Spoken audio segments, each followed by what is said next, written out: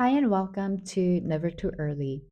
In the previous episode, I shared what the 4 months of our NICU journey looked like, the waiting, learning, and growing alongside our baby. Today, I want to share the final stage of the journey, coming home. This story begins where we left off, with rooming in, and it moves through the day we came home and the first steps of learning how to live together outside the hospital. I hope this episode can walk alongside you wherever you are in your own journey. Rooming in lasted 9 nights and 10 days for us, although it varies depending on how ready the mom and baby are. This was the final stage I had been waiting for all those months. It's a training period in a private mother child room.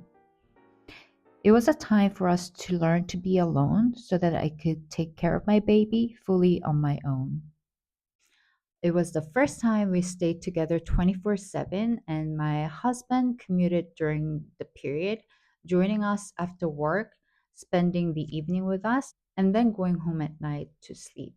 Even though it was such an incredible transition, I remember how sleep deprived and delirious I was during those days. They were filled with constant care, feeding, pumping, diaper changes, talking with medical staff, and many cycles of that over and over all day and all throughout the night, mostly alone. And I often didn't even have enough time to eat properly. I would buy coffee in the morning, and hours later, I find it still sitting there completely cold. Also, I rarely have the chance to step out of the hospital building. Around that time, I noticed that the baby had severe colic, especially at night. Of course, I didn't know what to do because I never spent time with him before that overnight. Plus, I was completely sleep deprived. So I was very grateful for the nurses and medical staff right there who's available to come and help if I need them. And then there were these cleaning staff who greeted us with warm words and hello every time they see us. Most of them appeared to be mothers themselves, and sometimes seemed to, I mean, most of the times they seemed to understand my baby way better than I did. I remember wondering, how does everyone else know about my baby while I'm the only one clueless in this entire world? And it took me a while to realize that not everyone is a confused first time mom. One day I happened to run into the head of the NICU in the elevator, and I recognized him because I saw him from the hospital website and also from the documentary about NICU in Germany. And he is one of the leading figures in the space in Germany. I introduced myself, thanked him for his work, and said I was the mother of the baby so and so. And to my surprise, he immediately recalled all the details about my baby, even remembering Korean completely from memory. When I thanked him for the incredible work that he and his team are doing, he says something that stayed with me for a long time. The reward is already in the work. Babies only grow, they never grow backwards, and that itself is rewarding to us. That's what he said. Towards the end of the stay, my husband brought the car seat and the stroller that we managed to get to prepare the discharge. Thanks to that, we could take small trial stroller walk within the hospital campus. By then, the heavy coat that I had been wearing since the early days of NICU started feeling really warm. May has arrived, and in Germany, that's when the weather shifts quickly. There were trees blossoming, flowers everywhere, and it felt like we were finally entering into the new phase of life. A few days before discharge, the family consultant came to us to begin the final preparation steps. We completed several training sessions. One of them was emergency response training using a baby doll, which had 2 sessions with the doctor and a small test, and an orientation for the oxygen tank and the monitor for home. We also attended another session with the family consultant covering safe sleep practices and early care guidelines. We also had to submit the name of the pediatrician that we had chosen, otherwise, we wouldn't be able to leave the hospital. Finally, one day, the head of the NICU came in the room with his team and announced that we are ready for discharge within the next day or two. That was a news that we had been waiting for throughout this entire journey. The next day, we packed everything we had in the rooming in room, said thank you and goodbye to the doctors and nurses and the rooms that held us for so long, and prepared to leave. That was on the original due date of my baby. In a way, it felt like it was another birthday of my baby.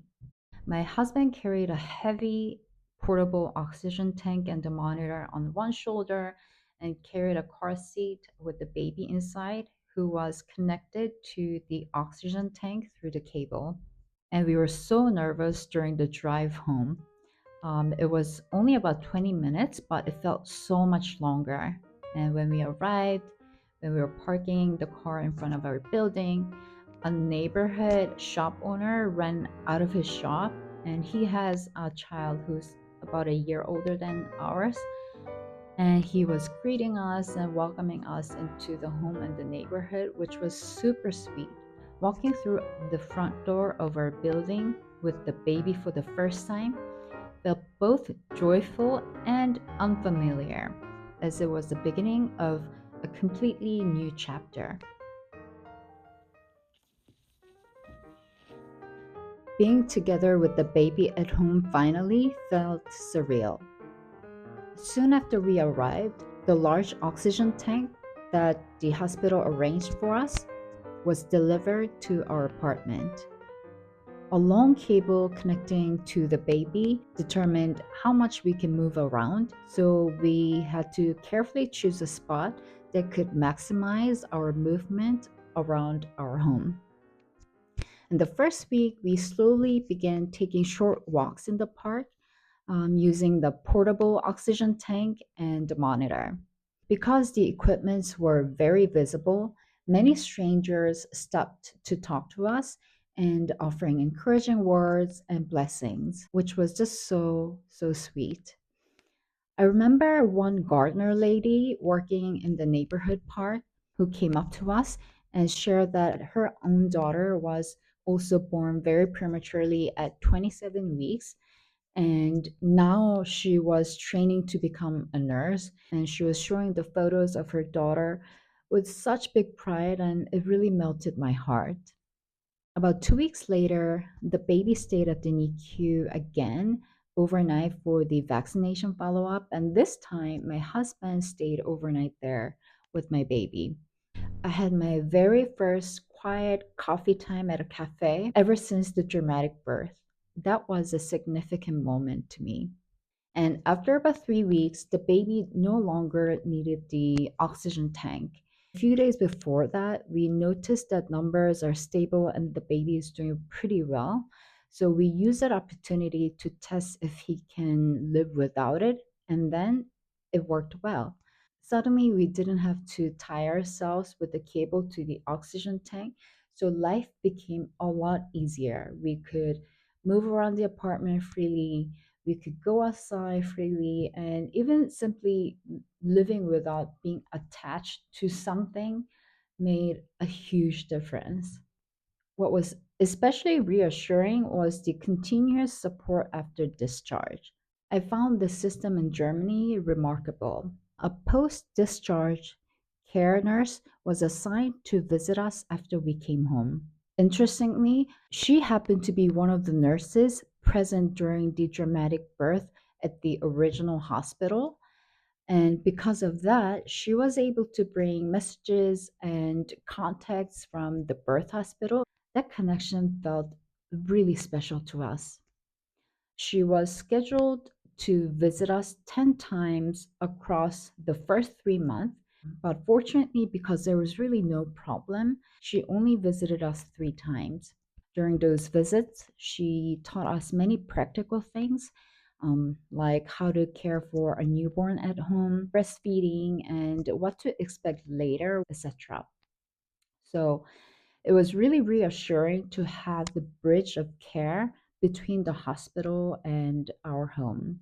And we also found a new pediatrician who we still see today, a woman in her 70s with a remarkably sharp mind and more than 40 years of experience. And her expertise actually helped us through a couple of important situations in the following years.